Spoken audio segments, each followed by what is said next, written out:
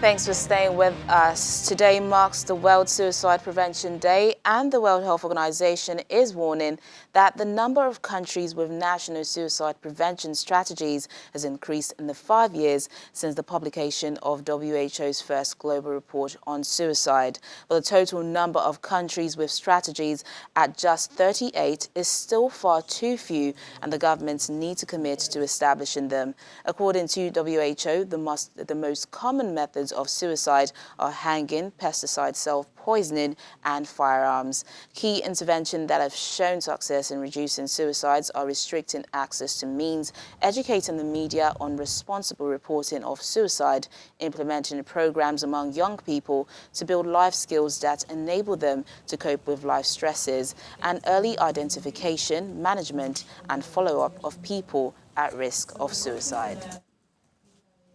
So we see that there are an estimated 800,000 deaths from suicide in the world every year, and this translates to about one death every 40 seconds globally.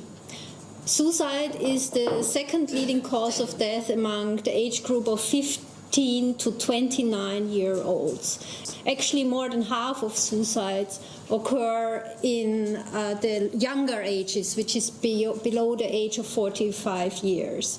And notably, for young girls, 15 to 19-year-old, we have suicide as the second leading cause of death.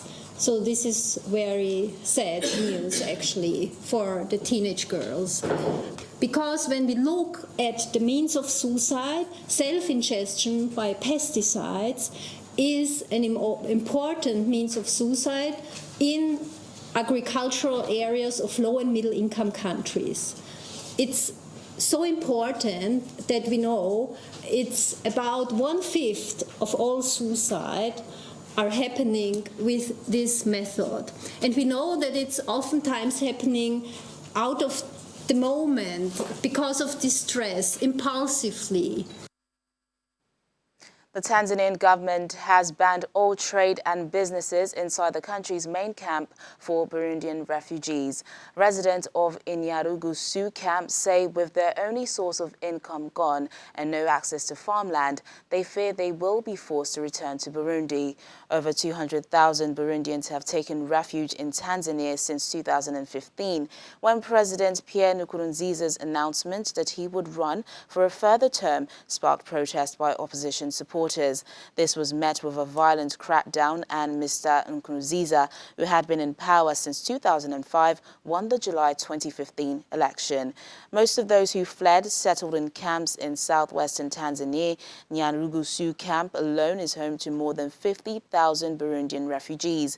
But last month, Tanzania said Burundian refugees would be returned home from October, whether they want to go or not.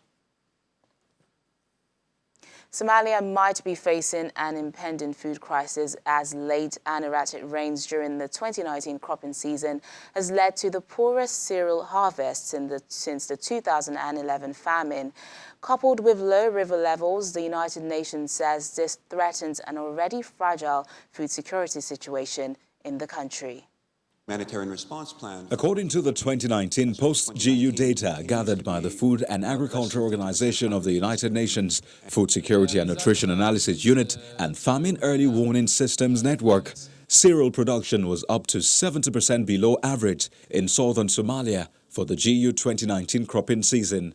Today's post-GU 2019 technical release indicates that in the absence of humanitarian assistance, up to 2.1 million people across Somalia face severe hunger through December 2019. The overall humanitarian response plan for 2019 continues to be less than 50% funded for this year. And we really do need the commitment of donors and all of the partners on the humanitarian response to continue this level of assistance throughout the end of the year.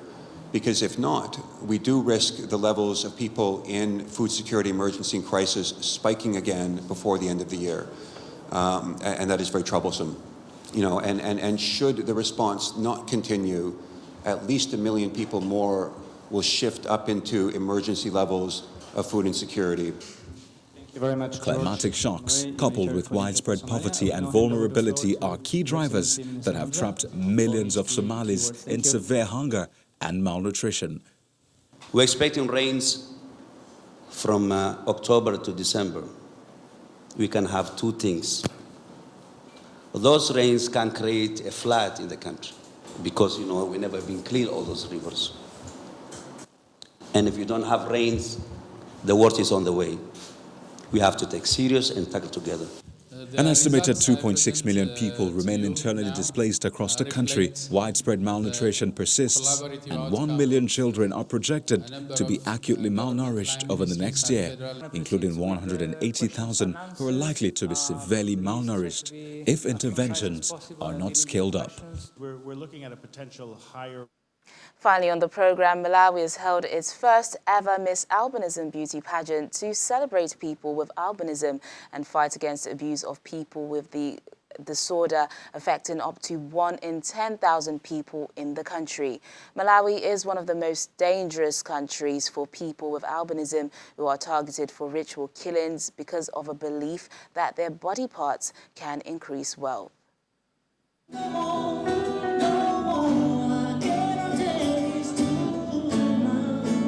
In a bid to affirm the dignity of people with albinism in the country, Malawi held the country's first ever albinism beauty pageant and talent show.